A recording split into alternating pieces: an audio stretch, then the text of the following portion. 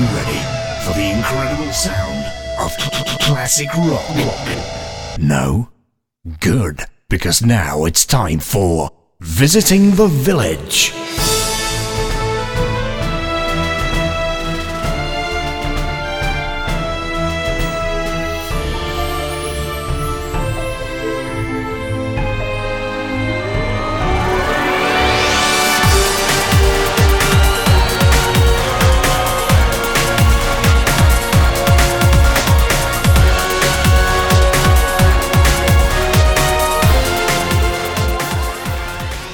Hello and welcome to Visiting the Village. I'm Paul Kilduff-Taylor, and with me this week is not Ian Hardingham. It's in fact astonishing guest host Andrew John Smith from Spilt Milk Studios. Yesterday I got angry at a boss fight in Metal Gear Solid 5 and it made me question my sense of perspective. Let's get out of this dungeon. It's the top story. So, publisher Paradox Interactive have bought White Wolf Publishing from CCP Games. Included in the deal is the popular World of Darkness IP. Apparently, Paradox hope to publish multiple digital games based on White Wolf properties, but nothing specific has been announced yet. Is this a good purchase for both Paradox and World of Darkness fans, do you think? I think broadly it must be. Paradox has got its fingers in those sort of pies, if you like, for a good reason. You know, there's probably quite a lot of overlap between the fans of their games and the fans of those properties. They seem to know how to handle that sort of slightly sort of left field European content, if you like. Yeah. But I don't actually know what a World of Darkness fan is specifically, as opposed to say a Swords of the Coast fan. Yeah, I think it's a difficult question, really, because there's a couple of things going on. I mean, Paradox are best known for strategy stuff, but of course it was Pillars of Eternity, I think. Yeah. One of the big RPGs. It was Pillars of Eternity. So they kind of moved in that direction. If they're going in that direction, this is kind of a natural fit for them. But yeah, as you say, I think a lot of people, a lot of gamers in this area like Vampire and Werewolf, but is there are they going to have enough crossover with like the traditional RPG people? Probably not as much as someone like CCP. Am I right in remembering that they were owners? I think that Paradox have shown an ability to kind of branch out successfully from their traditional base. So this is an interesting step for them. I think it should work. Yeah. But it is a big one. It is a leap. The Pillars of Eternity stuff it's not really a baby step because that's still pretty huge for the right people. Right. But you know, that was kind of like step one, I guess. Step two is investing in an entire new world and fiction, and that's I don't know. Maybe they've just got like a super fan high up at Paradox and opportunity, but. I think one thing that really interests me is the sort of the timing of this, because I watched From Bedrooms to Billions recently. I don't know if you've seen that, the documentary about the... I'm aware of it, yeah. Yeah, I really recommend that. There was this period during the kind of microcomputer sort of Spectrum days, kind of where everything saturated, and then Ocean Publishing came in and they started doing loads of licensing. So they licensed RoboCop, and that was kind of why you had that really popular 8-bit RoboCop game. They were one of the first companies to really do that, sort of outside EA. So it's interesting that kind of as a market gets more saturated, one of the big plays that a publisher who understands the market can do, and Paradox are very much that, they're sort of the premier sort of Steam first publisher, I guess you'd call them. They're coming in and buying like some really popular, basically high level nerd IP is a really great play, and I wonder if we're going to see similar stuff from others. I wouldn't be surprised, and it'll be interesting to see how much if that happens in a significant way, whether that will see like a second fall of traditional PC RPGs, right? You know, the reason that there is this interest in this IP is perhaps in part due to the things like Pillars of Eternity and the other Kickstarter successes. Is this the first step to mid-level publishers taking advantage of these IPs and then saturating, and then us having another reaction to it all and going, do you know what, a lot of this is rubbish. The thing I'm wondering, actually, is if they're looking at CD Projekt and going, hey, you know, you can get out of this tier of this sort of mid-level PC-ish game up towards like AAA revenue, and maybe, you know, if they came out with like an amazing third-person vampire game, then that could really be something that could do that breakout. That's very true. I wonder, in that case, I wonder if they are the right people, because yeah, I guess CD Projekt would be kind of where you'd think, right? You know, this would be a more natural fit.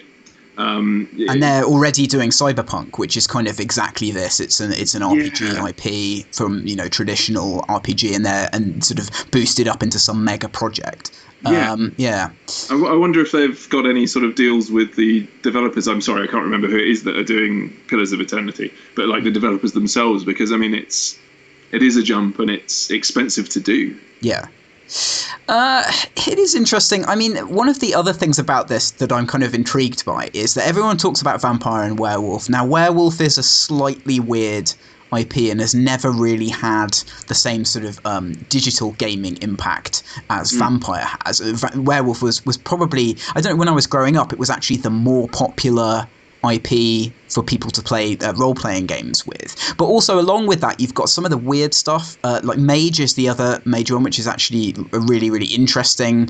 The lore around Mage is pretty cool. But you've got really weird stuff like Geist, which is basically kind of, for want of a better phrase, zombie ghosts. Like hosts of these weird things. So what I'm kind of hoping is that they'll farm out some of this weirder stuff to some of their smaller devs.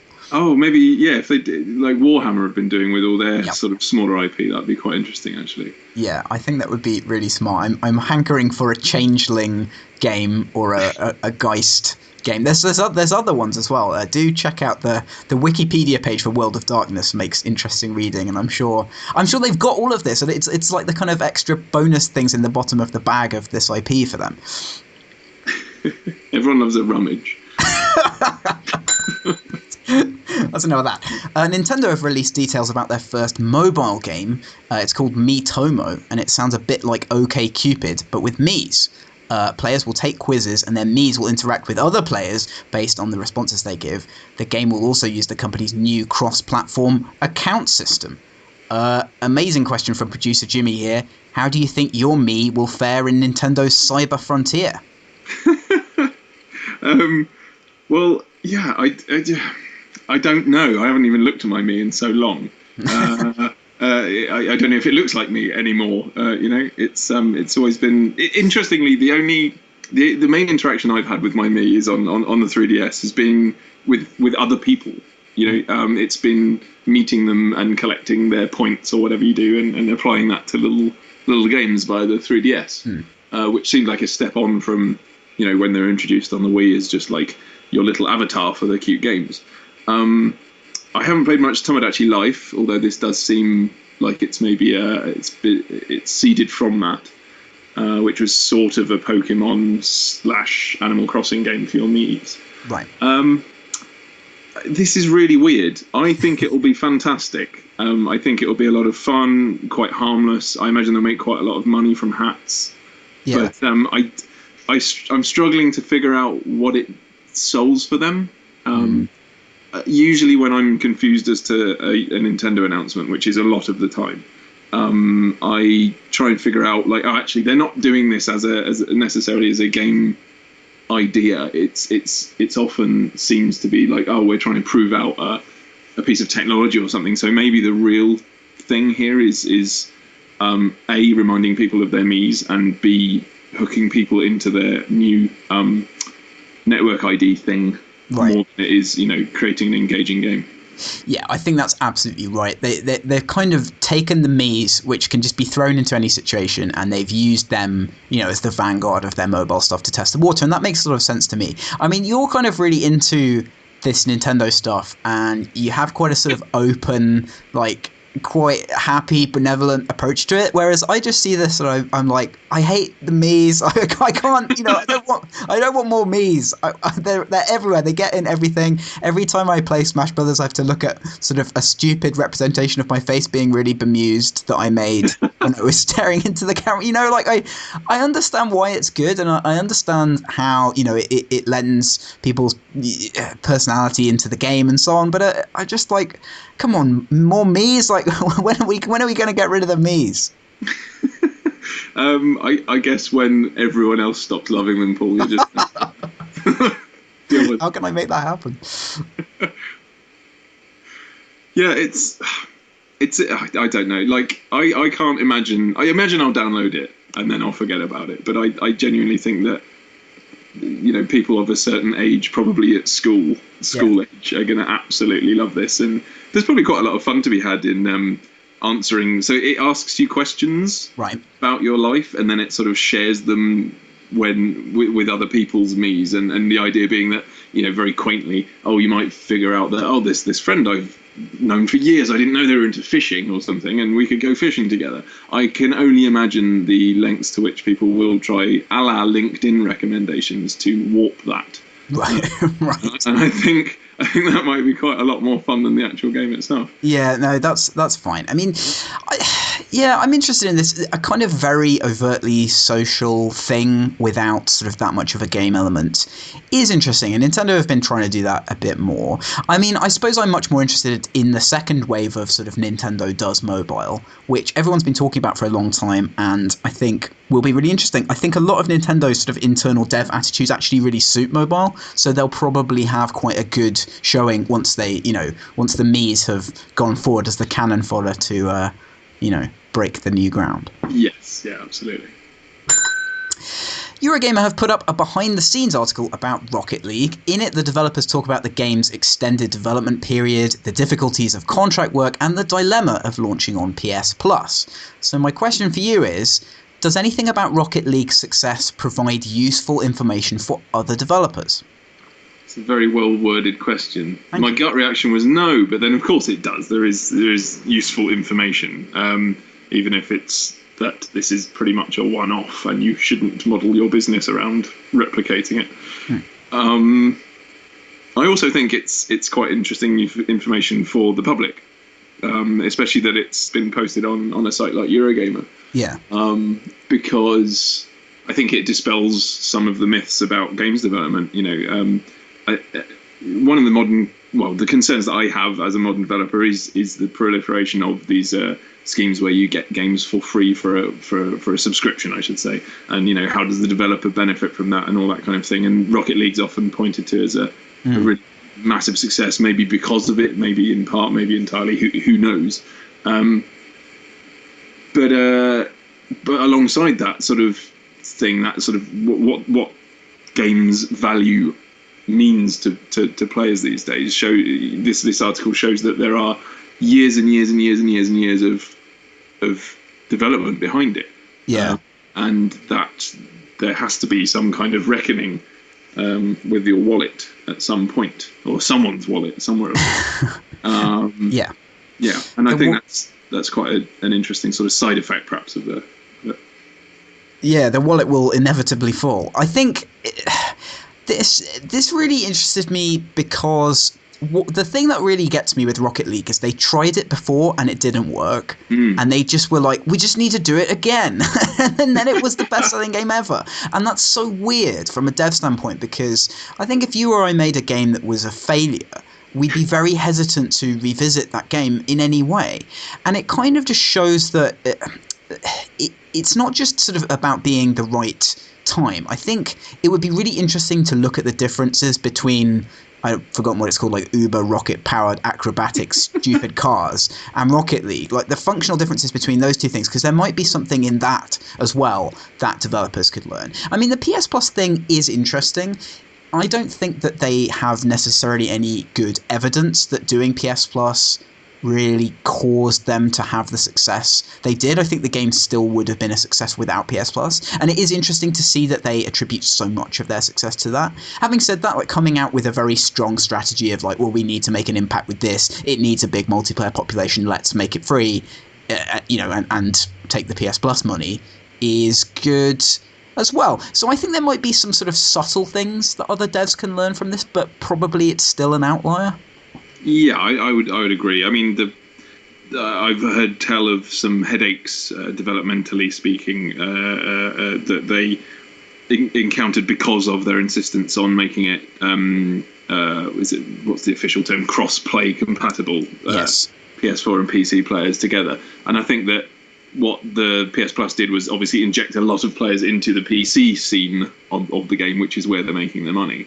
I would imagine. I don't have any backup for that, but that's, I don't know any PlayStation users who have bought it as a result of it being on PlayStation Plus. But obviously having tens of thousands of players, keeping the economy sort of going is a good thing. But yeah, apparently there have been a lot of headaches because of the differences between being able to just release a patch for the PC one, but having to time that alongside the submission process and things for PlayStation 4. As you can imagine, complex stuff that they probably didn't really think through at the beginning. Yeah, that's a tough aspect of this, and it has to be the right call. But it really did seem like it was for them, apart from what I just said about it being difficult to pin things down to a single factor. I would be really interested to know what sales are like on PS4. PS Plus is so big now. I think a lot of the kind of core PS4 users have PS Plus just because it's such good value, and the whole kind of point of that console in a lot of ways is getting this stream of interesting content through. But maybe that helped them kind of break through to a more mainstream audience on PSN. That might be my suspicion there. I mean, I bounced off of it the first time I played it, the day it came out on PS Plus. Didn't really get it, and then a few of my friends were like, just play with us, and then that was it, completely hooked. Right. But I mean, it's fairly anecdotal. Very quickly looping back to what you said about the article and the development from the original, the most interesting thing for me was the fact that they stripped most of the original out. Yeah. And that's quite interesting. If you're confident in the reasons why a game hasn't succeeded, as they perhaps were, i.e., it's a cool, fun sport to watch, so it should be something that people share footage of and couldn't on its previous incarnation, and also was just too complex. I think if you're confident of those things, that's fantastic. It was really heartening to see, and actually I think this is something that devs can learn. It was heartening to see that they said when they added stuff, it made it less fun, and they just took the stuff out again. Like, that's a really hard design decision to make, especially as if you're taking community feedback, a lot of the feedback is additive. So it's generally about, like, I want this extra thing, not you should take these 3 things away and the game will be more fun. So I think being really hardline on that, to the extent that they were, I mean, it's a very pared down game, is a lesson that everyone can learn, really. Absolutely. And they're sort of gently reintroducing some of that perhaps with the DLC, so we'll see how it goes. Yeah, I think that stuff kind of suits the more advanced players and the people picking it up for the first time, which should be where, if you're making a multiplayer game, it's got to be something you can pick up quickly. That should be where the effort is. But then, reintroducing stuff for more advanced players to kind of play around with would be good. I haven't had a chance to try any mutators yet. As you may have heard on a previous show, I am a Rocket League purist, and I'm slightly concerned about the addition of stuff to the game. But have you tried anything other than vanilla Rocket League? No, I haven't. I know that I'm kind of with you, though. I'm a bit wary. The pucks look ace, but other than that, I'm just... Yes. When we get off the show, I'm going to go and try the puck. Good. Probably the biggest news of this week was Activision buying King for a cool $5.9 billion. Candy Crush Saga and Candy Crush Soda Saga, come on, are in the top 5 highest grossing mobile games of all time, according to Eurogamer, so they certainly bought a leg up on that front. Now, Andrew John Smith, can we make sense of this deal? Paul Gilduff Taylor, I don't know, but at least I'll squeeze in a reference to the botched intro there. Can we make sense of this? I was shocked that Activision were big enough to buy King, but then that shows my lack of sort of insight into the situation. I thought Activision spent all their money on Destiny. I didn't know. It's I genuinely thought King would go and buy Activision, but then I don't know. Maybe I'm getting them mixed up with people like Tencent, who are Yes. literally the richest companies in the world. Terrifying. Yeah. And this might trigger some very interesting moves. So I've read around this a bit. There's been quite a lot of debate. Excuse me, as to the value of this, whether it's overvalued, undervalued, whatever. So that tends to mean that it's a sort of reasonable acquisition at the price. I think the accusations of King being a bit of a one-hit wonder are fairly true. I don't know too much about their portfolio, though. When people say that, actually, it sometimes turns out that a publisher has quite a few mid-level games in their portfolio that are okay, that are profitable, but don't kind of compete with the headline thing. So that may be the case with King. Yeah. There's it's a real double-edged sword here, because in mobile, obviously having control of the users is important. Not to put too fine a point on it. So they have this massive user base. If a new game gets released, they can cross-market, which is enormously powerful on mobile, and other people can't. So for Activision, having this ability to cross-market when they do new titles is going to be key to success. So that makes sense. On the other hand, it could be a total Zynga situation where it just people get bored of it and they can't keep up with the movement of the audience, and it just devalues. And then you spent 5.9 billion on a match 3 game. So it's kind of I do find this confusing, but I think everyone's finding it confusing. So there are two angles to it. So that sort of tickle me. One of them is that King was and I'm not sure how much still is, a gambling company. A sort of online casino is how they started, I believe. And I don't know how much the Candy Crush kind of games are of that 5.9 billion, but last time I checked, gambling's pretty profitable. Right. So that's kind of interesting, and also appeals to a different kind of segment of users to the Candy Crush stuff. Maybe one that is more in line with Activision's other properties. I can't imagine my mum being terribly interested in an advert for Call of Duty Black Ops 3 popping up during Candy Crush Saga, but you never know. You never know, exactly. You can't tell.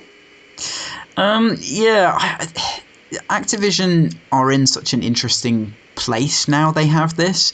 They really are straddling two very different markets, and that can be a bit difficult. Interesting that they've done this kind of right before the next StarCraft expansion comes out, which sort of couldn't be more different from this kind of like an ongoing expansion for basically a pay once game versus sort of buying the biggest free-to-play mobile company. So whether they can handle it is a question for people who know sort of all about the people on their board and that kind of thing and their expertise and so on. Are you worried about like this kind of big publisher monopoly across everything? Is that something a developer should worry about? I don't think they should really. Yeah. I can't see this really dribbling down and affecting anyone else is doing on a sort of year-to-year basis. It's such a. I think it's safe to say it caught everyone off guard. And I mean, it makes me wonder whether someone at Activision knows something that we don't, which is fine. Almost certainly. Well, yeah, almost certainly. And if it's a fair, buy, then maybe they literally just want to buy things and let them be alone and just sit there making money. Maybe they're not got grander plans than that, really.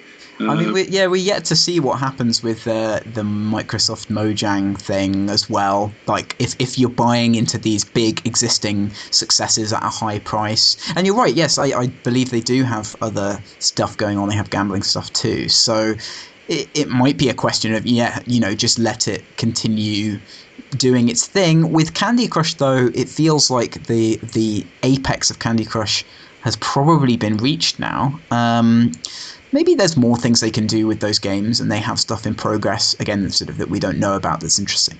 But yes, these big deals. I agree with you. I don't think it particularly matters for anyone at sort of a smaller size, but it is interesting to see consolidation. So yes, they've got Blops coming out. They've got Legacy of the Void coming out. Interesting times for Activision. As part of a series on MOBAs, Aaron Rausch has written about how they are becoming a legitimate spectator sport, as well as how the teams and leagues are organising themselves. This is on Video Game Tourism, and these are a really interesting series of articles. Now, they talk a bit about how finances work in the different esports and how players support themselves. So my question really is, do these models seem sustainable to you, or does esports need to evolve further? I think we're seeing. I confess to not knowing too much about this sort of stuff, but from where I'm sitting, it seems like esports is kind of evolving. You know, this last sort of year or so, there's been, it seems like, many scandals about match fixing and drug use and things. Maybe that's as a result of more people just covering it. You know, or maybe it's, you know, been going on for this long unchecked. But I think that esports to me does really well in the spectacle, not necessarily of all of the games that you would count. You know, there's a level of knowledge required to really get the most out of watching them, but anyone can appreciate the sort of the theatric side of it, and things like the cosplay. Although it seems a little geeky to some people, I think that's a wonderful sort of way for normal people. I mean, like people who aren't into games, to sort of like realize how much this means to some people. It's the equivalent, but way cooler than wearing the shirt of your favorite team. And so I think, you know, it's kind of it's many steps ahead in that sort of way. But as a proper sport, in inverted commas, I think there are a lot of steps that need to be taken, and we're probably going to get a lot more scandals before it's mature. I'm not even sure I want it to mature though. Well, this is the thing. So there's a couple of aspects to this. There's a really good distinction that's made in this article between the way it's handled by largely Western players and largely Asian players. So in countries like Korea, the players are largely considered to be very small, very unimportant, specific members of teams, and they're paid a very small salary, sometimes no salary. They're given a place to live, and that's kind of it. And only the very top players then make money from their winnings and from personal sponsorship and so on, or from getting a higher salary from the team. In the West, the players are primarily, I think he calls them online entertainers.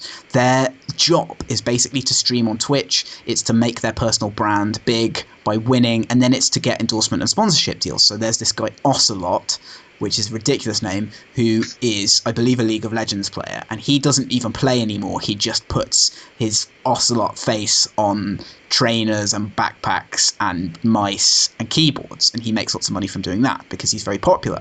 And I found this guy on Twitter, and he's got like 10 million followers on Twitter. I had no idea who he was. So in the West, kind of, it's all about kind of making your personal brand big. So it's kind of got this really weird hybrid sports thing where one part of it is about your contribution to the team and your salary, and one part of it is about your celebrity status. So to me, it feels like you want a bit of rebalancing there, and I don't know if the right way to do it is the Riot way, where you basically own all the teams and you pay everyone's salary, which seems completely mad, or if it's some other way of.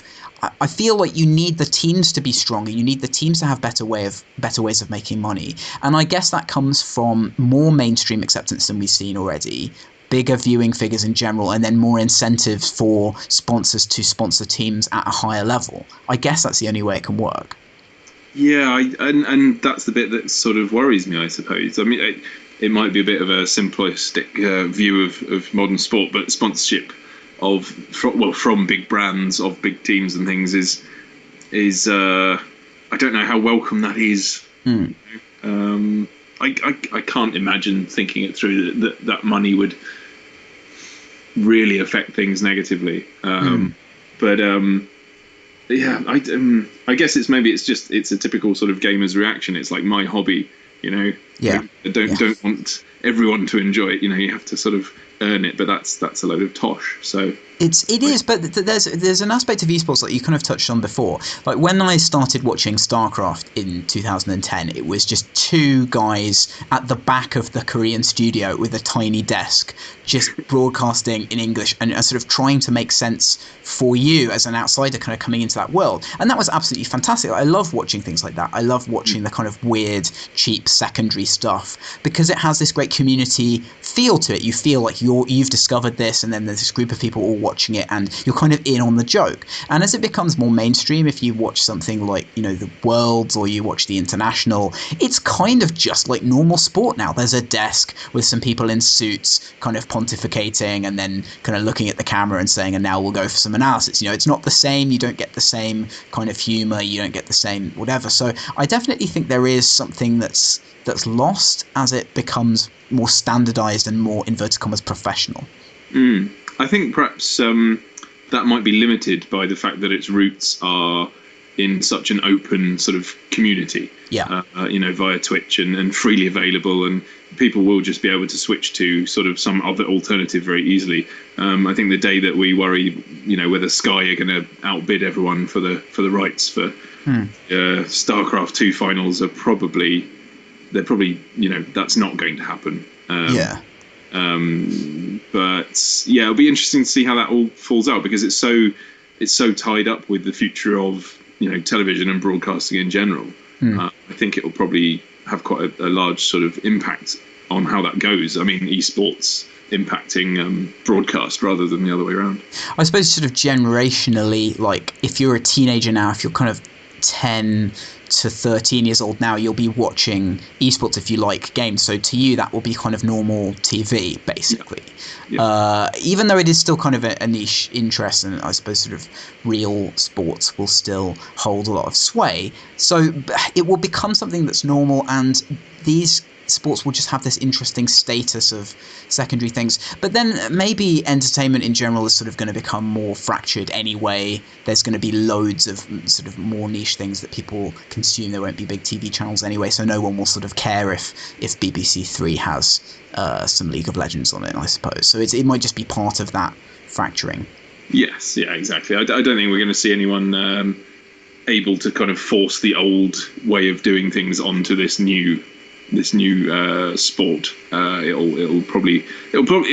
People will probably try, and it will probably fail, and some kind of halfway between the two will sort of emerge as the standard. You won't get sponsors preventing certain channels from casting from certain stadiums and things like that. I think that would be swiftly sort of stopped just through people not watching it, and then if there's no views, there's no money. So very, very true, very true. Do multiplayer games have to offer automatic matchmaking? Apparently, once you get to the higher level content in Destiny, there are no longer matchmaking systems, meaning that players have to arrange their own groups, either with friends or with like-minded others via community websites. According to Bungie, by not having matchmaking, the other players in your group will feel less disposable, and this will encourage you to play better. Have Bungie done the right thing here? No. I don't think they have. I totally get where they're coming from. It makes a sort of sense in design, in your design head, or in your game development head. There are lots of reasons why not allowing matchmaking and focusing on, you do it with your friends. Why that is like the ideal, absolutely. But it's always going to be more fun playing a raid with my friends than it is with random strangers. But this is maybe the third or fourth different reason I've heard for them sort of excusing the fact they don't have matchmaking. I think at the beginning it was because, it would be too hard. You couldn't possibly work together through it. Yes. And it's like, well, come on, after a day, there are videos up there. There are people soloing these runs. They don't all need a full team of 6 or whatever it is.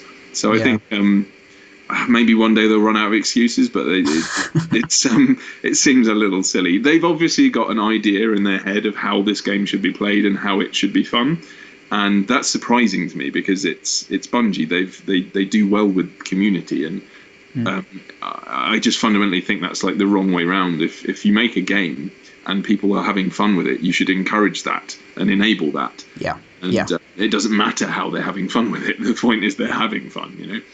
I mean, this is difficult because obviously it's a big, hard system to implement. And at this point, they're probably sick of implementing big, hard systems and they just want to churn out some content and make some more money. Yeah. So I understand the dev inertia on this a lot. Doing secondary multiplayer systems is not very valuable. It tends to only affect a small group of players. Doesn't necessarily mean you shouldn't do it and you shouldn't listen to those niches of players, but I think the people who want those kind of things, and we'll probably talk about this with Smash Brothers a bit later on, the people who want those kind of things basically don't matter on the scale that you're developing these games, sadly. So I guess they've probably done the right thing there, but then you need to keep your higher level players happy. You need there to be incentives for people to come along. I mean, I play Destiny in really short bursts. Like I play sort of a mission in half an hour, 40 minutes when I get time, and I kind of like it as a bite-sized sort of slightly weird single player game with odd people jumping around and dancing in the middle of my missions. That's kind of how I experience it. So if I ever get to this point, which I won't, I would need some way of getting other players to come in. Like the idea of me organising with sort of 4 friends to actually do it just seems, ludicrous. So it kind of locks out that content for me. But then I guess if you're that invested in the game, you spend a lot of time with other people who are as well. Yeah, absolutely. And I think you're entirely right that from a development point of view, I think they probably did do the right thing. And it's been proven out because people have created websites to solve this problem. There would have been a point where they just said, well, look, like you say, these are issues that are going to be most felt by the most devoted players, and they will find ways around it. It's not like we're preventing it from happening. It's just a bit frustrating, I suppose, and a bit disappointing. But I would say they've probably saved an awful lot of money by choosing not to do it, and it's one of those things, I suppose. Ding. Valve have added the ability for developers to run item stores for their games on Steam. By using this instead of building your own, you get access to Steam's marketplace and trading facilities, and it also makes it easy for community members to add their own items. Gary Newman wrote about adding one to Rust and how he feels it benefits everyone. He even goes so far as to say not having it would harm his game's community. So this is kind of a functional change, really, but my question is, do you think a game will ever be entirely monetized by player-made items? I think it's entirely possible. I don't think it'll literally happen, because I think there's just always more money that you can make via other additional or complementary sort of free-to-play systems. But it could totally happen. It just relies on a game that kind of highlights and foregrounds all of that wonderful stuff. I think the interesting point about this whole system is that it solves one of the issues about player-made community-made items in any game. It's that it actually incentivizes people to do it. And to make good stuff rather than just a raft of rubbish. Right, because you have to compete against the developer's own stuff directly. And that's really good. So I mean, I think this is a good change for developers. The addition of this store. I mean, I definitely agree with you. I still don't. So what someone suggested to me, I think it was the amazing hat wearing Oscar Clark, who is a fixture at every games event and is an awesome chap who talks a lot about free to play. He told me that he thought the best monetization for Minecraft would be free to play, but that you can sell stuff you make to other players for them to sort of use on their servers, and I didn't necessarily agree with that, but I did think that was kind of an interesting way of looking at it. It would be great for a game to exist where the entire item marketplace was actually a sort of genuinely thriving economy. I guess you have that in CSGO and you do in TF2 a little bit, and in some other things, but that still feels like it's very developer controlled, and maybe this is Valve sort of saying like, we expect these item marketplaces to still be very developer centric. Indeed. I think one of the worries is that you open up your game to community content, and maybe you're relying on that instead of DLC to kind of prolong the game's lifetime. And this actually would make sure that, well, it's interesting. It would probably cull a lot of the sort of the middling content, as well as the sort of the poor content, just because of the kind of competition. Like you say, it's a market. But then the good stuff that you get will probably be extra good, for want of a better phrase, because people will be like able to sort of justify the effort in that, make money doing it, even if you can only spend that money on more games, which is correct. Okay. Yes. I believe it's locked into Steam's wallet system. Yeah. Which is, I suppose, if that's difficult as well, then that's not sort of something that you can incentivize really well. And people have compared this to the paid mods thing, and I feel that's pretty different. This whole sort of ecosystem is really interesting.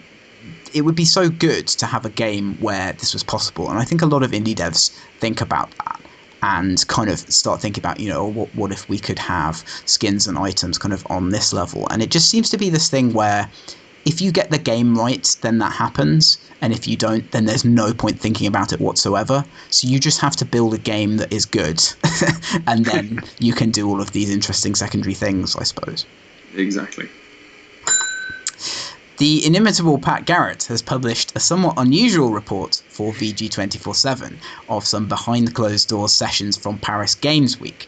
It's an apparently completely unedited stream of consciousness written, apparently under the influence of some apparently brutal hash. Now, this is interesting. I want to talk about this in general, but first I'd like to ask, is there anything else you'd like to see covered by someone on brutal hash? I would love it if someone covered Muscle March, which Muscle is March, right? A Wii game from obviously a few years back. It's kind of it's one of those kind of party games where you're playing a lot of fun little QTEs, but you essentially are a buff dude in very little clothing, along with a bunch of other buff dudes running around. It seems like an acid dream already. So I'd love to see how Brutal Hash added to that. Now I'm watching this video now, and there is a man in a white top hat, and he's kind of flailing his arms repetitively as he sinks into sort of an infinitely recursive psychedelic circle. Yes. And then, so is this the game where you can sort of ride another chap like a car, and he kind of, his thighs skim along the ground? Because I think I've seen that before as well. I think that might be in there somewhere. I'm skipping through this, but all I can sort of see is polar bears and things smashing through walls. And it's a bit like that that game show on ITV. I'm sure it's one of other things as well, where people have to like pose on a shape to fit through a gap in a wall that's advancing towards you. But hole in the wall. Yes. Hole in the wall. There you go. I worked on that show, but I can't talk about it in public. So there you go. There we go.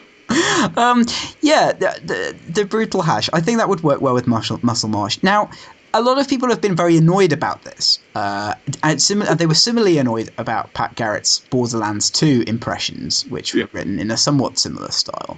And including some kind of fairly senior journalists have been saying, I don't like this, it's not funny. And I really do like it. And I've been trying to analyse whether that's just because I like stupid stuff that's a bit subversive, or if I think there's something else going on here. So what do you think about it? I really like stream of consciousness stuff. Yeah. I'm a big fan. I think it's really interesting to read. I think it's really interesting in the ways it makes you think about things in ways that you perhaps wouldn't. And Lord knows, games journalism needs a bit of that right now. I'm not a massive fan of these two examples. Okay. Personally speaking, right. But like at the same time, I'm so glad they exist because of the reactions from people. I think it's just that's a big part of it. It's obviously intended to be provocative. It reminds me a lot of the Amiga Power era. And what's weird is that people are so conservative about that when they say they kind of want games journalism to go back to how it was. I wonder if they ever actually read any games journalism in the 90s, or like, because a lot of it was kind of like this, actually. When people started messing around, they would do a high concept, version of something. I mean, also, I think people haven't really got the joke, which is that it's kind of a big piss take of a Vice type, thing. Yeah. Like, and people are like, oh, but Vice already drew this, so it's not original. Like, it's a joke. It's funny. Isn't it funny? People seem to have had a huge sense of humour failure over this. And that just makes it funnier. I mean, that's the wonderful thing. I think the whole thing is just, like you say, it's poking fun at how sort of po-faced and seriously everything's taken as well. And then people get all po-faced about it, and you're like, wow, you've just doubled down on that for me. Carry on, please. The main criticism that you could make is that it doesn't give you as much information as a normal preview. But I think it does. If you read it, there's actually quite a few details new details about some of the games. And the fact that Pat has experienced this as this kind of terrifying blur of images that are imposing themselves on his addled consciousness is exactly how, if anyone's ever been to one of these events, that's what it is. It's these incredibly loud, huge screens with people saying the word exciting a lot and sort of then, waiting for a 10-second trailer of someone turning into a snake. Like, that's pretty trippy. And I think it conveys both the content and his emotional response to that content very well. Absolutely, and it doesn't leave any room for including, PR approved catchphrases and things like that. There's just no room for it, and I think that's really interesting. Chris Swellentrop at Kotaku has published an article likening the hype around No Man's Sky to the hype around Spore. Do you think these two games are really related? Not really. I think it's a fun thought, but I don't really get much more than that from it. And Spore was a combination, like it was exciting as a combination of promises, which any game can be, and also the people around it, the people developing it, the studio, the names involved, and that's what it was. And we also know that it wasn't something that lived up to that promise. Again, what game does? But with No Man's Sky, I would argue that nobody really knows who Sean Murray is as a in the broader sort of market. He's no Sid Meier or Peter Molyneux or whoever. And I think, if anything, if it's a lackluster game in any way, it will probably suffer more than Spore did. Right. I mean, I think I kind of disagree with this because as soon as the No Man's Sky stuff started, my immediate reaction was, this is Spore all over again. It's this, and you're right. Like, it doesn't have the same kind of clout of the previous. What's the guy's name? Will, the SimCity guy. Will Wright. Right, that's right. My brain kept saying Will Wheaton, which is totally wrong, and someone completely different. Will Wright. It didn't have that thing, it's from him, so it must be good. But I feel like that's the only aspect which is lacking here.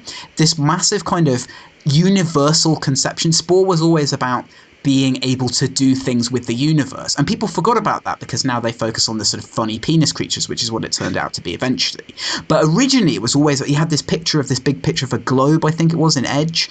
And it was like, Spore is the game of the universe where you are the god of everything. And No Man's Sky is kind of the same. It's like you can go to anywhere. There's all these randomly generated planets that somehow are all perfect and look like created things that a person would make. And there's all dinosaurs that look like dinosaurs, even though they're randomly generated. And it's kind of it's this thing where it's like the ultimate possible potential for a game is how it was sold, and there's no way it can possibly live up to that. So I do feel there's quite a lot of similarities. That's an interesting point, actually, and it's made me think that I wonder. So who was affected the most from the Spore kind of fallout, if you like? Was it EA? Was it Maxis, the developer, or was it Mr. Wright himself? I think it was, well, I I know it didn't sell very well, so it probably contributed to Mr. Wright/Wheaton's decision to move out of the games industry spotlight. I mean, the main thing that happened was it just made journalists look silly, because the Spore thing was just so enormously overblown.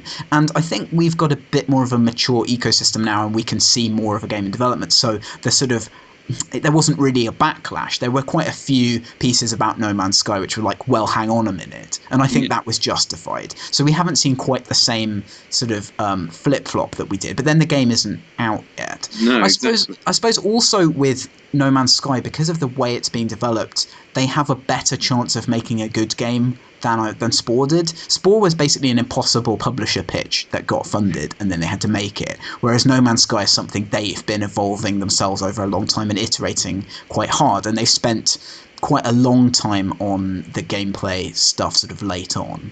So maybe those are some important differences. It'll be interesting to see how much let's assume for a moment that it fails to live up to the hype.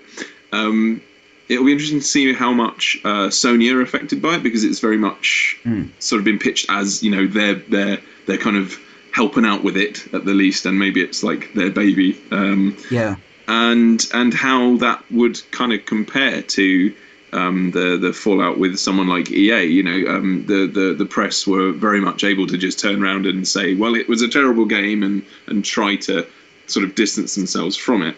But I don't know if they tried to do the same with Sony, like a platform holder, someone responsible for more than a third of console sort of ownership. It's going to be a very interesting experiment in that whole relationship, I think, whether it goes brilliantly or badly, to be honest. They do have a lot riding on it, and it does kind of sum up their modern sort of approach, Sony. And then they did a similar thing with Everybody's Gone to the Rapture, which was published by them and sort of was a bit more of a kind of avant-garde thing, and that did really well sales-wise. So I feel like they can't really be hurt too badly by it. I don't think it's going to be bad enough that it will affect people who are intrigued by the concept from buying it. I feel like at this point it's a lock sales-wise early on. I mean, I don't know what the budget has been. I suspect it's reasonably large. But also, I mean, just going on talk shows in America and if you've got that level and you're making a downloadable game, and it's going to be multi-platform as well, isn't it? It's not going to be like Sony are doing their normal thing of like exclusive means we get it first and then it can be PC. Yeah, so as far as I understand, it's coming out on PC around the same time. I don't know about beyond that. But so they're unlike Spore, which I think was just billions and billions of dem publisher dollars. This is like going to be totally fine, and I don't think there'll be the same sort of negative reaction there. So there are some differences. I mean, I was never interested in playing Spore because it just looked totally ridiculous to me all the way through. I'm still interested in playing No Man's Sky. I still feel like it will probably do one or two interesting new things, even if it's a bit hampered by the ambitiousness of its scope, I guess. Yeah, absolutely. I can't wait to visit random planets. That just sounds cool. Everything else, I'm just not fussed about, and that's ideal because that's probably all it's going to be.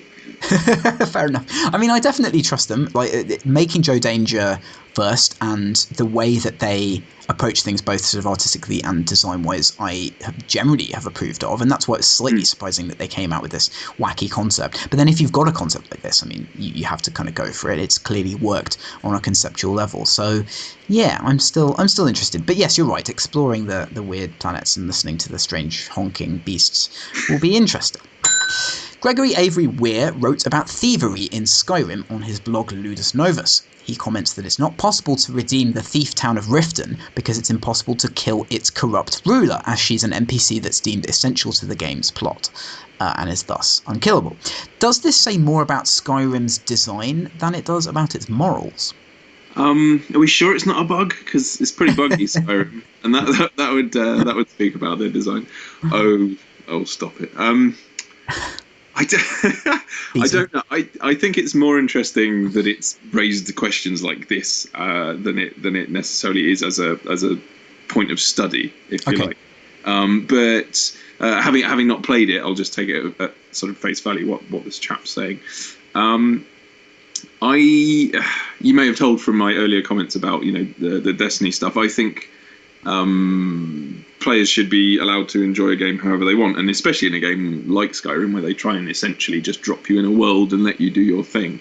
That the idea that you've got story critical NPCs is a little old-fashioned. I realise that in games design that means it's an idea from about 4 or 5 years ago, but it does seem disappointing from a design point of view. I don't know. I'm still waiting for the game from Bethesda that lets you just off yourself at the start. Just you wake up in Fallout. Is it 4 they're doing next? And you just decide that I don't want to live in this world, and so you just can. So you right. There's a lot going on here. So they make these games are the roller coastery open world games. So they're there to kind of provide some canned experiences that are worthwhile. These quest lines are kind of the thing that give it structure. So you've got to have kind of unkillable NPCs if you want to have that kind of story. And a lot of players really want that, and it's just the way that they've evolved their games. So I kind of think, and I think you're saying as well, it does really imply much more about the design. Like there's a lot of kind of moral.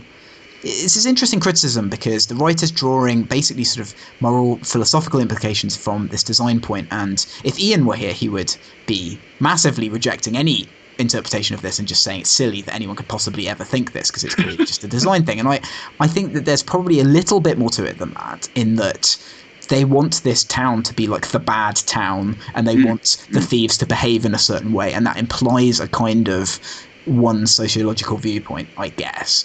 But actually, I think a lot of that's probably more just the sort of unconscious assumptions of the developers than it is them saying like, hey, we think thieves are like this. We think crime comes about because of these reasons. Yes, absolutely. And I don't think they're saying that, a king is untouchable, be it the king of thieves. Sorry, it's she, queen of thieves. Or whatever. I think it's more down to, like you say, it's the practicalities of the systems and things like that. But it's just a bit of a shame that you can't. That you can't. You can offer everything else. You can steal things from shops. You can stack pots on people's heads. You can. But this one person, I'm sure there are probably 5 or 6 people that you can't kill. Fictionally, you could easily get around that. I just don't, it seems odd that they don't bother trying, at least. I mean, I think there's definitely scope for a game on this scale, which is more sort of Dwarf Fortress-y, where you take the content, you find some really, really simple way of making content. So the graphics have to be really simple.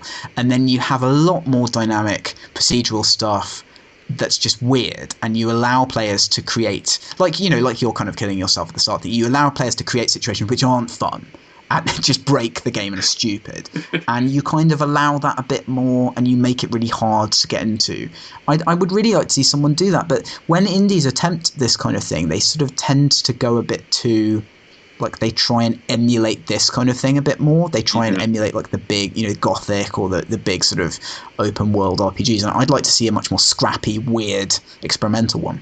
Almost like the earlier games in the series. I mean, I didn't play them from what I know, like you say, they've become more blockbustery as they've become more popular. They've sort of perhaps reined in elements of that sort of thing where you could just break the game back then, and even now there's, I'm sure, a portion of the audience that would really love that. But yeah.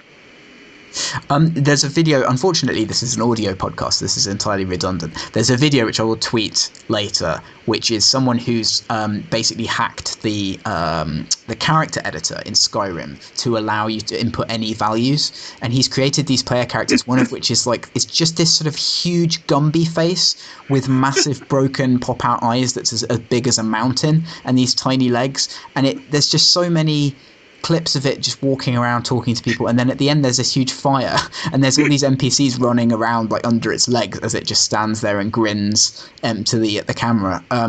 So people really kind of, they try and destroy these games perhaps more than anything else, and I think that's because they have this enormous potential with all these tools and all these crazy things you can do, but then they're so kind of reined in, and there's this very sort of strong orthodoxy imposed by the devs, and that kind of comes across in this unkillable thing, to relate that unrelated thing back to the topic.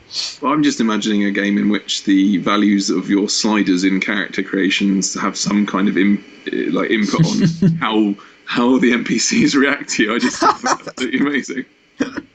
The first part of this video is about pretending to be a dinosaur or being a dinosaur in a cape and trying to pretend to be a person. And yes, if you could actually do that, that would be good. So moving on to a related topic, I have a feeling I know what you're going to say based on your quite negative Elder Scrolls series comments there. But the Fallout 4 launch trailer came out, and the game is shortly about to come out. What do you think about the launch trailer? I think it's very pretty. It actually got me quite excited. Okay. You're right. I don't know how you saw through my ruse, but I'm not the biggest fan of the series or their works. I realise it's sort of silly, but I wish they were less buggy. But I know that if they were less buggy, then that would be because they would be less interesting systemically. So what is it about these games that you really hate? Is it just like you find them too over designed and sort of? I feel there's probably an element of they're fiddly in ways that I wish they weren't, but just fundamentally there are too many instances of systems or scenarios which take me out of the world. I'm all for being immersed in these incredible places. I just wish I was more immersed and less sort of knocked out of it. The classic example that I always give is Elder Scrolls, the one that launched on Xbox 360.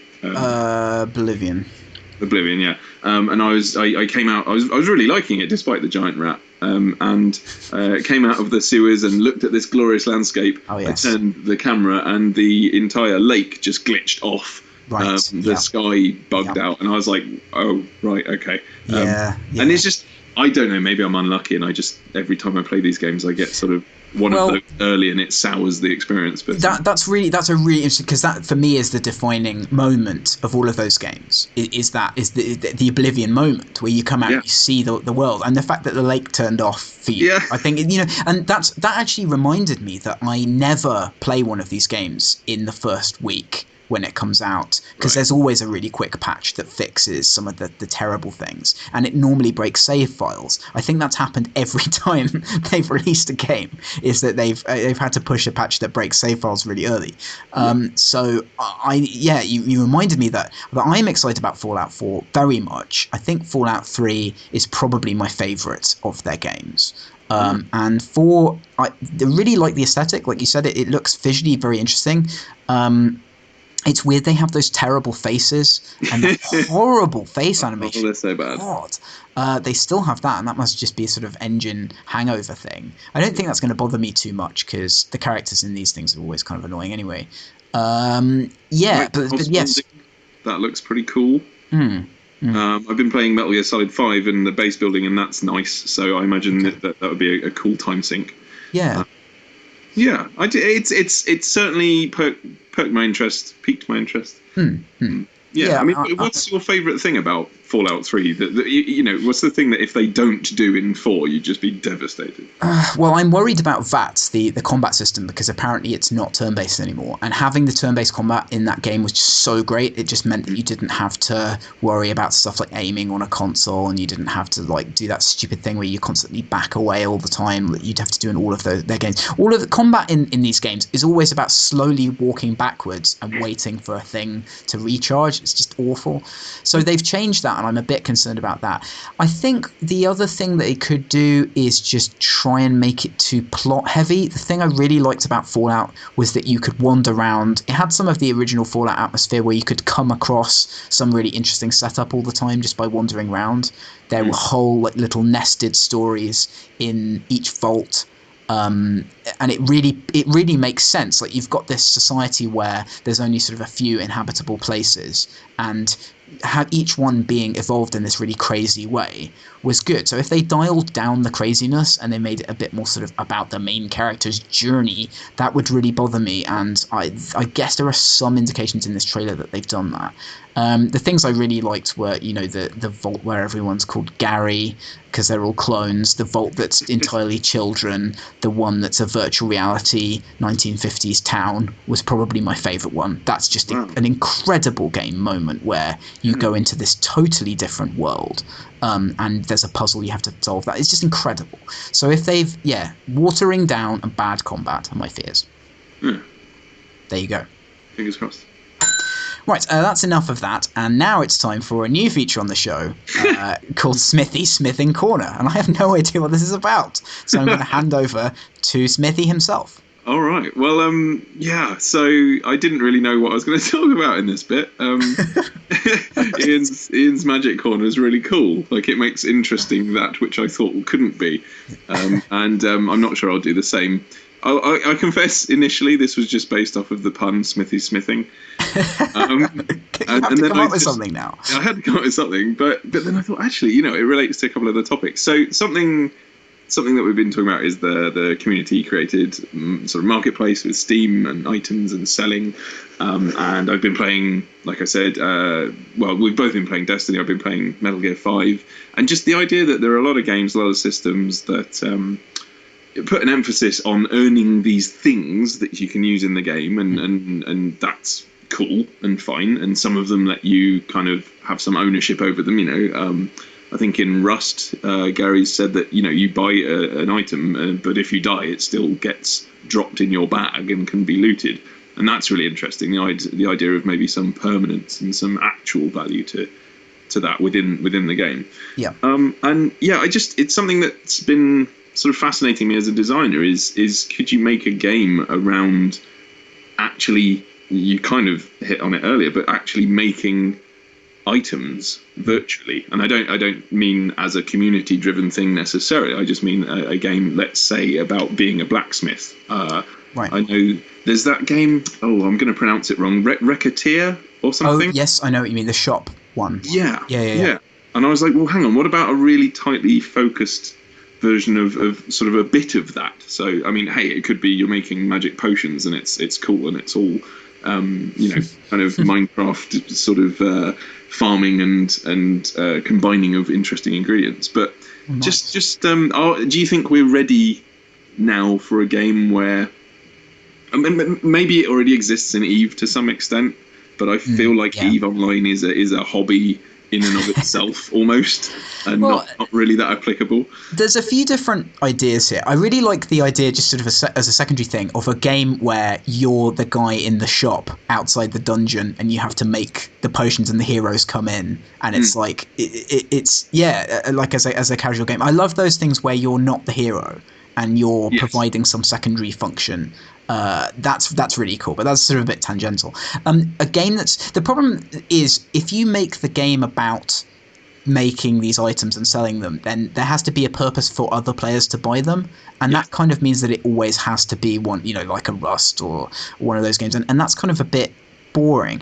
One thing that was interesting was Second Life, where you could have stuff that, items that were completely locked down that a player owned. You could have items that you could sell but couldn't be copied by other players, and they still had your name on them, and that was really cool. So they had this whole economy going there of stuff like that. And sometimes you had to display the original creator of the item's name and stuff, because it's completely digital. You can enforce any kind of copyright you want, and that was really cool. So I guess I'm still waiting for a kind of non-sex-based virtual world to come back and be good again, because I really like those completely open-ended things, but they just get absolutely swamped with dildos like the first kind of, a year afterwards. I miss the glory days of Second Life where the dildos were sort of located on their own island and you could avoid them if you wanted to, and then they just sort of took over. So I think in those contexts, like crafting and making stuff was really cool. The guy who used to make a load of vehicles in Second Life had this giant showroom of vehicles that he lived in, and you could go there and buy some weird car or something. That was kind of similar to what you're saying, I guess.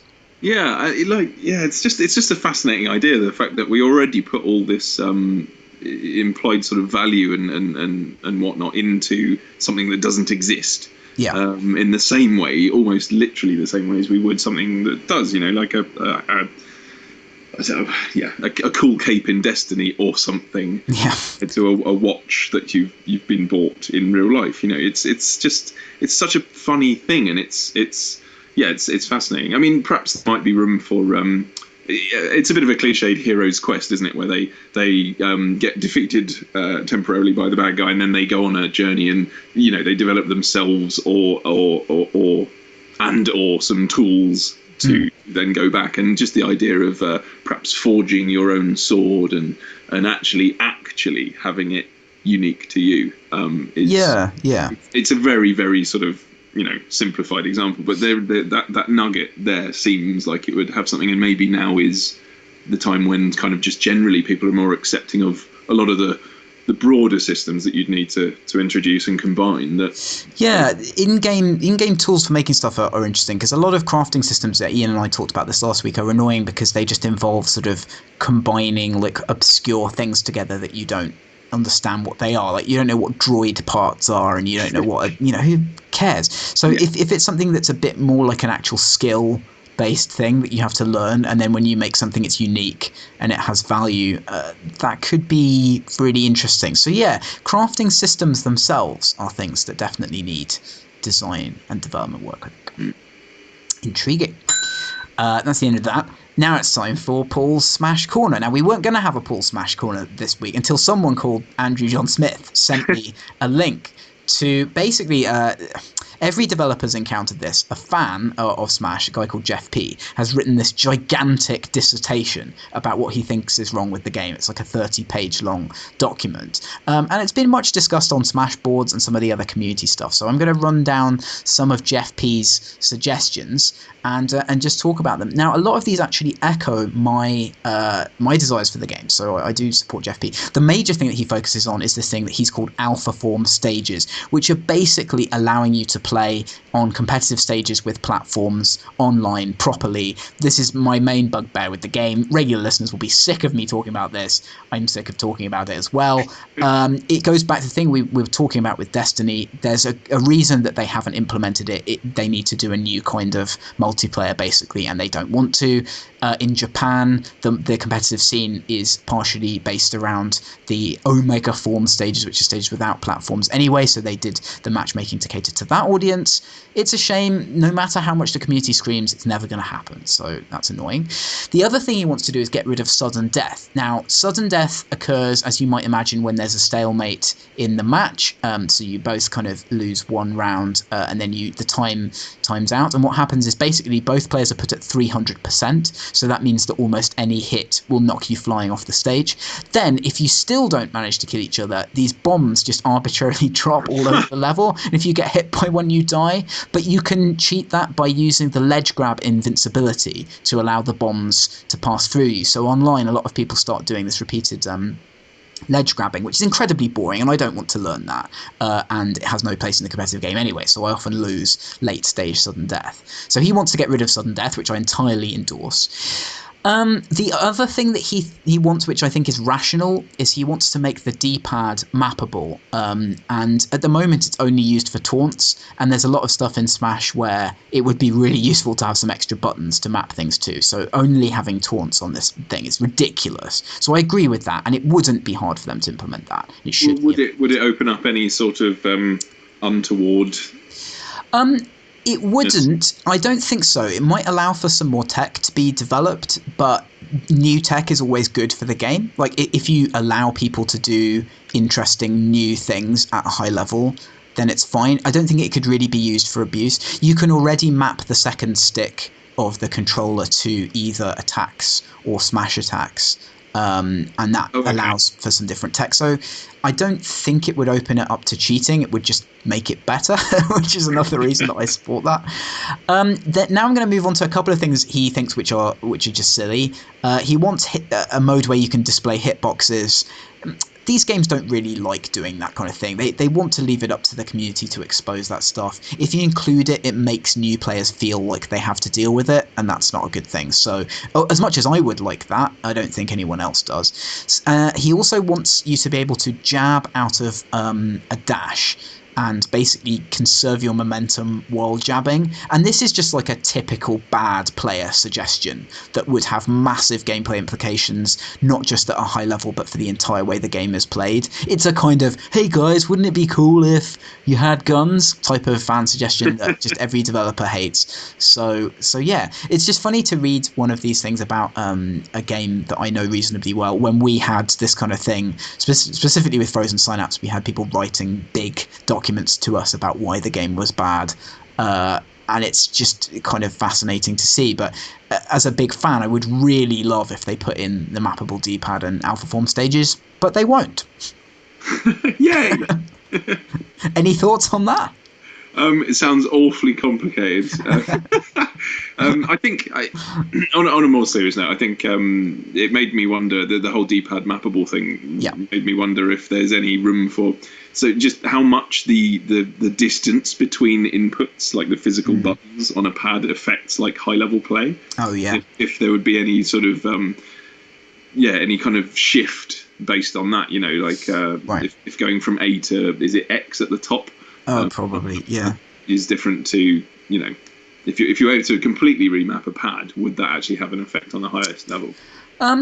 It's interesting as well. I mean, there's still a big thing that pretty much everyone who's serious about the game uses the GameCube controller because it's wired, and they're also used to it from the previous iterations of Smash. I really hate the GameCube controller. I've tried to play with it so many times, and my brain is in Wii U controller mode, and I can't. So I've just given up because I'm not going to be a pro Smash player. So I can use the other thing. The distance between buttons. It would be really interesting to see someone who'd like completely remapped so that the directions were on the action buttons and the punch things were on the stick. That would be amazing. Aside from that, I think controllers do have some impact. I mean, I'm annoyed again that Nintendo didn't make a wired Wii U controller so that if you do prefer that, and some players genuinely do, you can compete and use that. I really think they should have done that. But again, it's Nintendo are really experimenting with this. It's the first like high level esport they really have been responsible for and have treated as such. So they don't do a lot of things that another company would in that position. Right, there you go. Ding. Now it's time to move on to the games that were released this week in 2005, thanks to Eurogamer and producer Jimmy. So I'm just going to give a rundown of these, and feel free to jump in if any of them catch your fancy. So we start with Age of Empires 3 on the PC. Now, I've never played an Age of Empires game, which I think is probably a travesty as a PC gamer. Did you play the series? Yeah, I played the first one. I used to babysit our neighbour, and they had it, and we would play it, and it was great. To be honest, completely like unbalanced in the best kind of RTS way. You can just dig in and build a base and then swarm your enemy. But that was a lot of fun. There's something to be said about that. Marvelous. Call of Duty 2 on PC. So interesting to harken back that far to find a Call of Duty game when a Blops is coming out this week. Yeah, was 2 the one before Modern Warfare? I know almost nothing about this series. I've never played one, and I'm going to probably play a Blops this time because it looks quite fun, this new one. I know almost nothing about it. Civilization 4 on the PC. A lot of people quite like that one, I think, if I'm right. Yep. Yeah, I think it did. Do go on. Well, it was certainly popular. I think it's the most recent one that's come in with the most flack, isn't it? Because it wasn't Alpha Centauri, which was fantastic. Yes, indeed.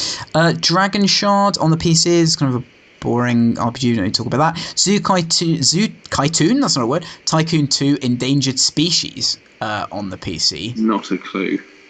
GT Legends on the PC. Roller Coaster Tycoon 3 Wild on the PC. Now, you and I fairly recently had a conversation about bringing back Roller Coaster Tycoon, and it's happened. Someone's done it already.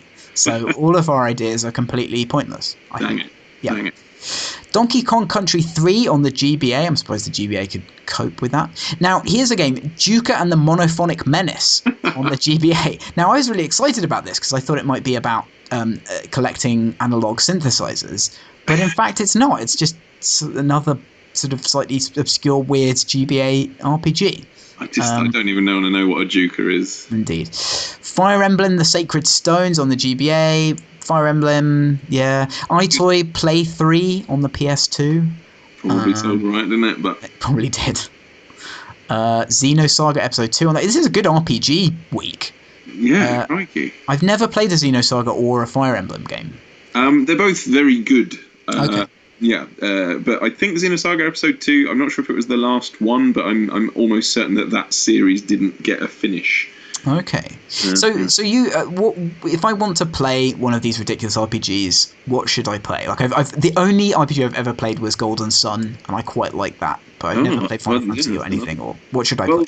You have a Wii U, correct? I do. You should probably get, I'm going to say it wrong, Xenosaga Chronicle X? No, Xenoblade X. I don't know, Xeno something X. It's coming out in in a month. Okay. And it's the latest from the Xenosaga people, and the previous game on the Wii was fantastic. So. All right, maybe we'll check that out then, because I feel like RPGs, like trad Japanese RPGs, are sort of a thing that I know nothing about, so I kind of would like to try again. Resident Evil 4 on the PS2, pretty famous. Pretty great. Game. It's probably the worst version of a brilliant game, but it's still brilliant. So okay. SingStar 80s on the PS2, Vomit, Jack X Combat Racing on the PS2. Now I looked at a video of this, and it just looks—it's the most depressing looking kind of AA game I've ever seen.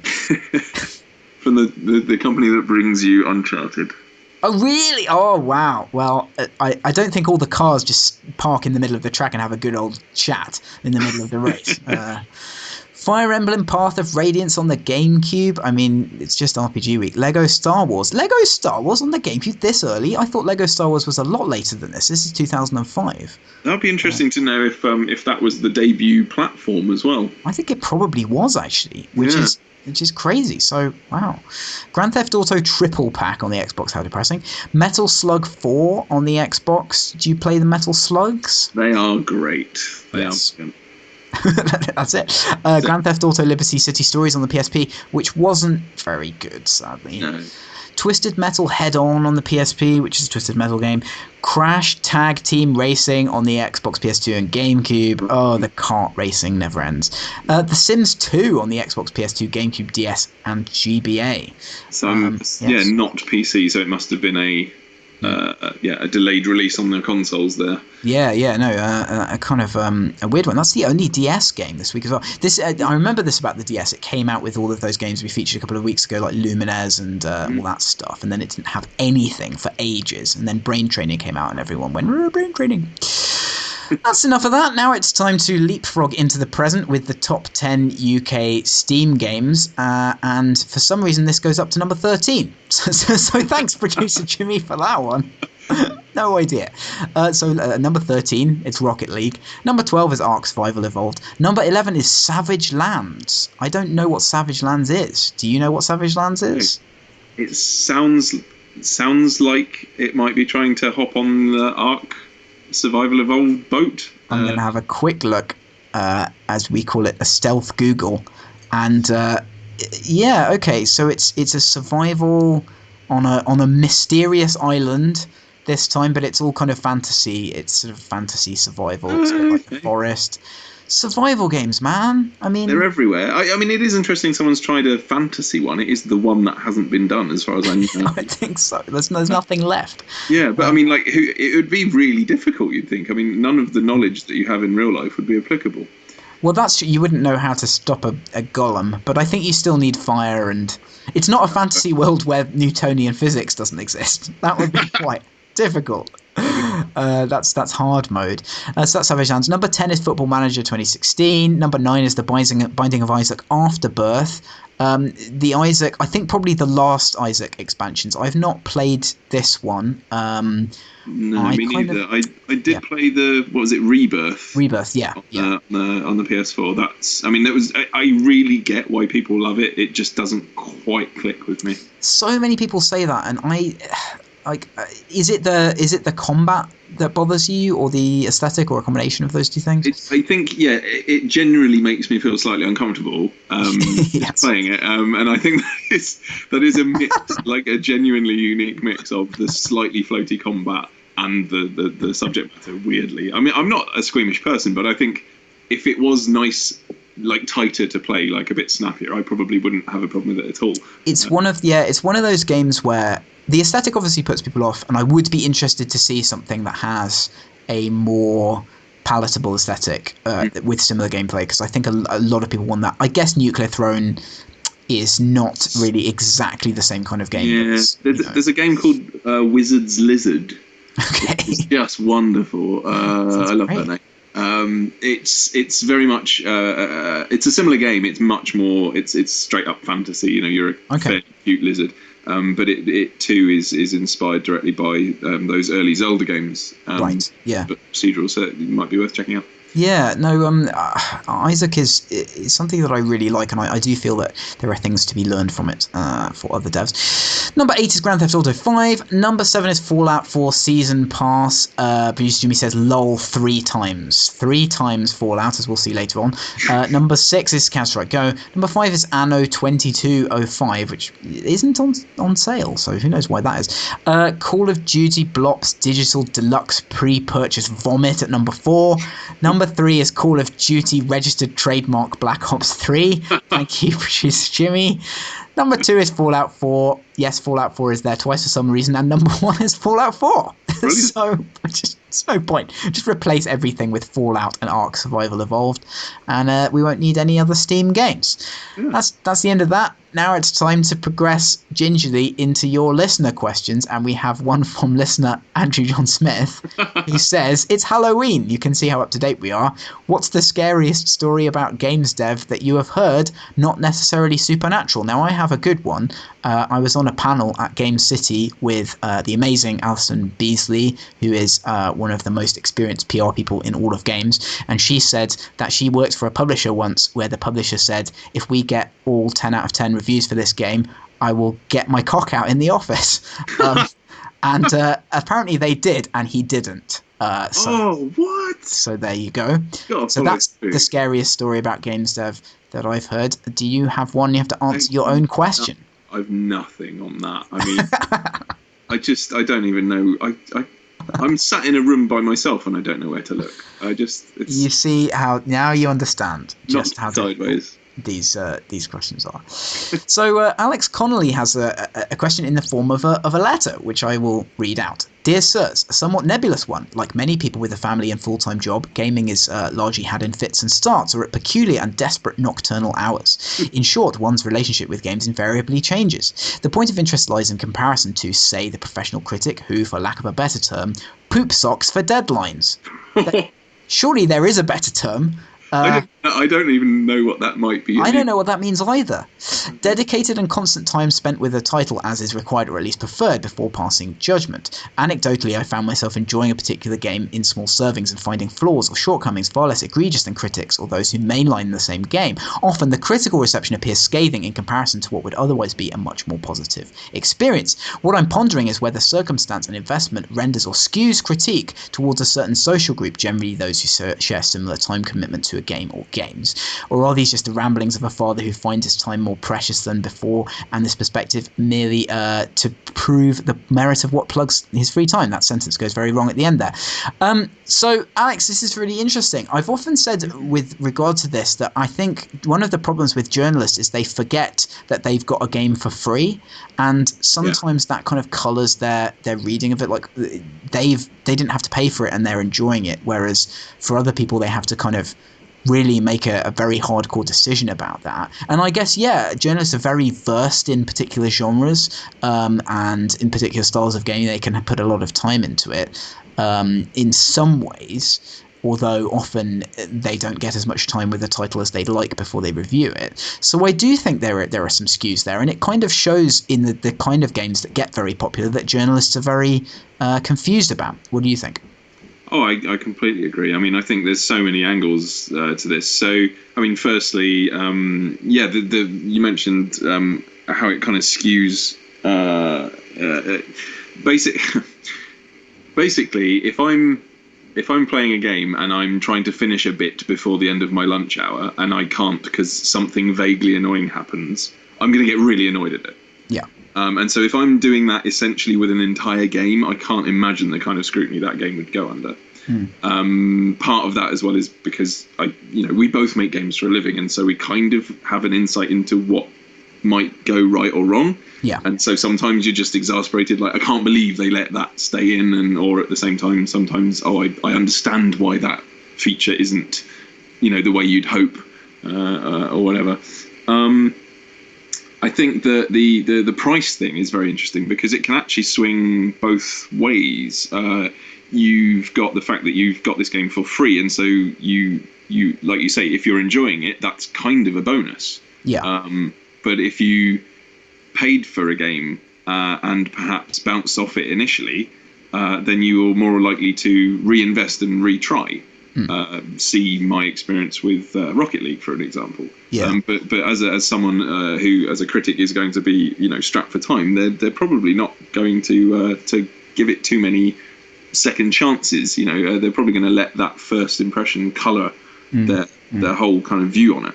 I guess the best ones will be aware of that and try and factor it in. All of these things. That is part of the critic's job, right?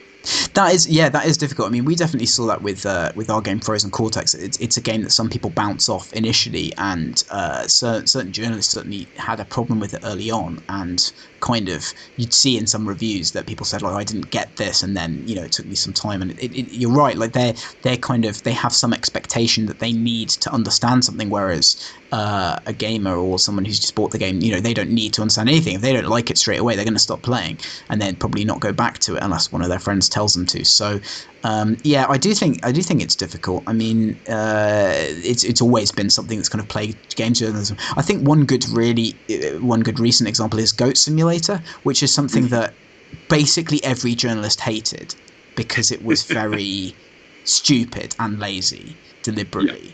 And gamers loved it because anything that's funny, that broadly sort of takes the piss out of games, that comes out and presents itself in that way is going to be something that people talk about, is going to be entertaining, and it's going to work for a younger audience. Like, a lot of games journalists are sort of dudes in their 30s. And that is changing. There's a better demographic balance in games journalism now. There's more female writers. There's more writers who are from marginalized groups and so on, and younger people on YouTube as well. But it's still going to have that skew, whereas you're not going to, like, a lot of games are for teenagers, and you're not going to get teenagers being journalists. So yeah, exactly. One thing I do miss is Mean Machines and their Second Opinion. Oh yes. And I mean, I get the reasons why you can't spend the time and money paying another person to play, yeah. But it was very. I genuinely think that sort of solution would be quite useful. Oh, that would be good. Right, a great question. Thank you, Alex. Binster asks, what's the most best flavour of Monster Munch? And my answer is none, because Monster Munch is disgusting. Oh man, pickled onion! Come on. No, that's the worst. That's the worst of all of the monsters. The most worst, or the just... most worst. Finally, Stern Rook got in touch on Twitter to ask us about the UT Alpha. I've just downloaded that, so I haven't had a chance to play. Have you played the new UT? No, I haven't. I'm a big fan of the original Unreal Tournament. It's kind of what got me into PC gaming, I think. Did it come out before or after Half-Life? Before, I want to say. Yeah, I hope so. Otherwise, my perception of my sort of life trajectory is all wrong. But yes, love the original. Monster kill all that stuff. Monster Kill.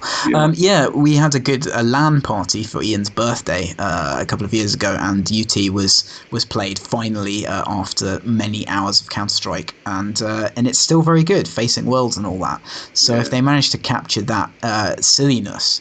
And it's one of those games where if you play it in that setting, you don't really mind when you die. You don't get sort of super angry because it's just about this weird attrition of respawning and just trying to do anything with your very short life in those games is really good. So I hope they've managed to capture that. No double jumping, apparently, he said, which I am already outraged about, despite having never tried. Right, thank you. That's the end of your questions. You can feel free to send them to me on Twitter. I'm Mode7Games. Before we go, you need to go pretty quickly, don't you? So we could skip the television and film lounge area if you're tight for time. No, I'm good for another 5-10. All right, so we can go into the television and film lounge area now. You've proposed the discussion of some of your recent consumption, which includes... It's a very strong word. It includes White Collar, which I believe Elle Hardingham partially enjoyed, but I've never watched. What do you think of White Collar? It's proper good sort of switch your brain off telly, Okay. if you don't want to really engage beyond some sort of fun archetypes.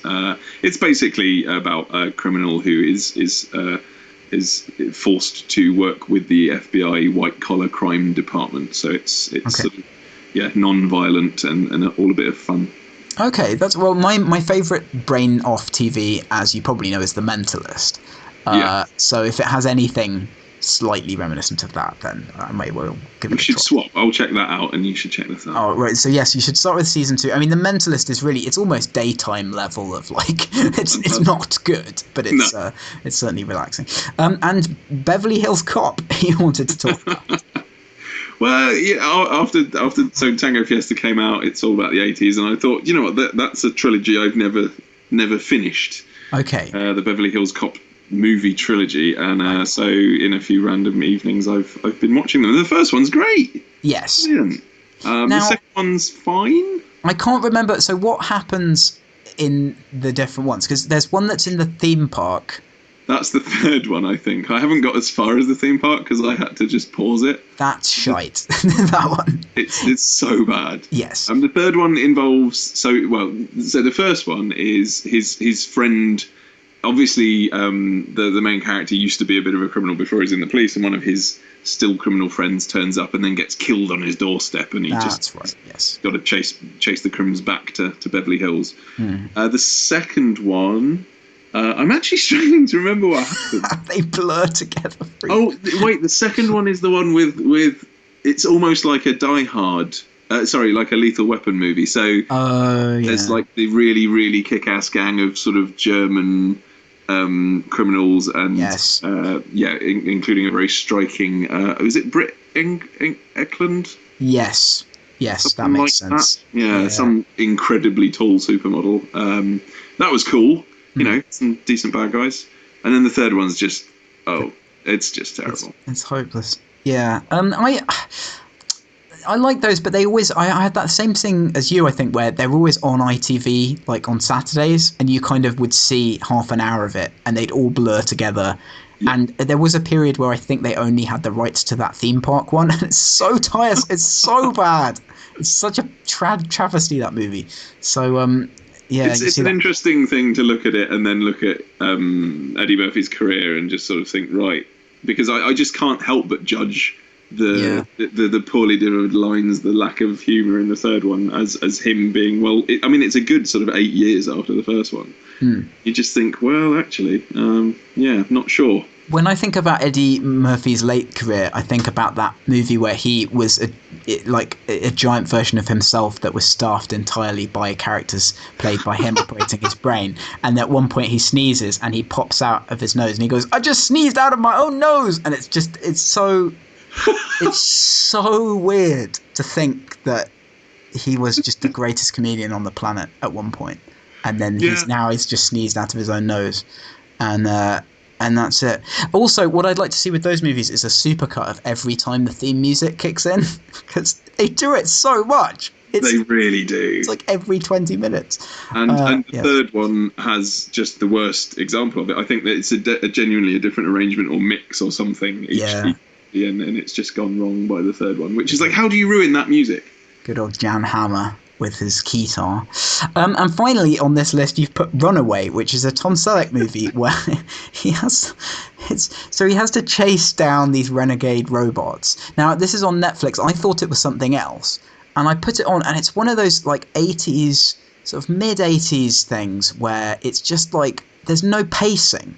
They don't have any idea of like any kind of pacing, and it like opens with this robot in a field that he has to do something with, and then there's this thing that looks like a fridge with a gun that is in a house threatening a baby, and there's this really melodramatic music, and it's grotesquely sexist in the most bizarre ways as well. It's quite an amazing thing.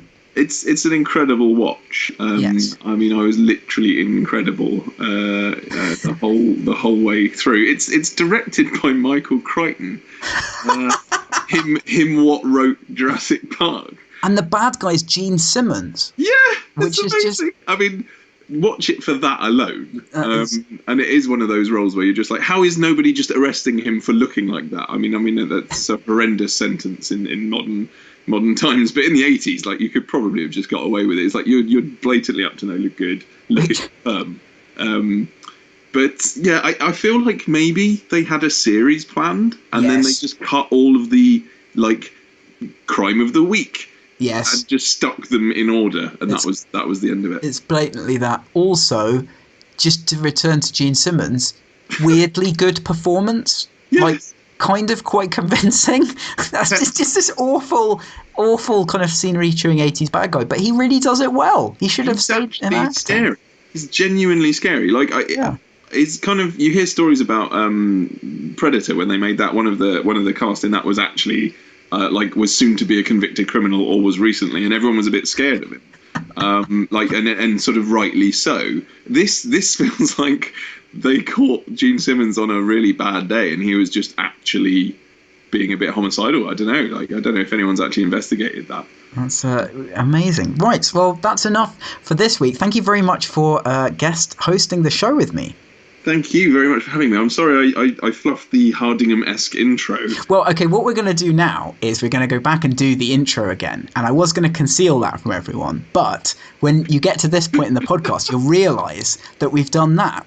So on that note of immense professionalism, thank you very much. And I will see you all next time. Goodbye. That's it, children. Time for bed. Don't forget to pay us a visit at www.visitingthevillage.com.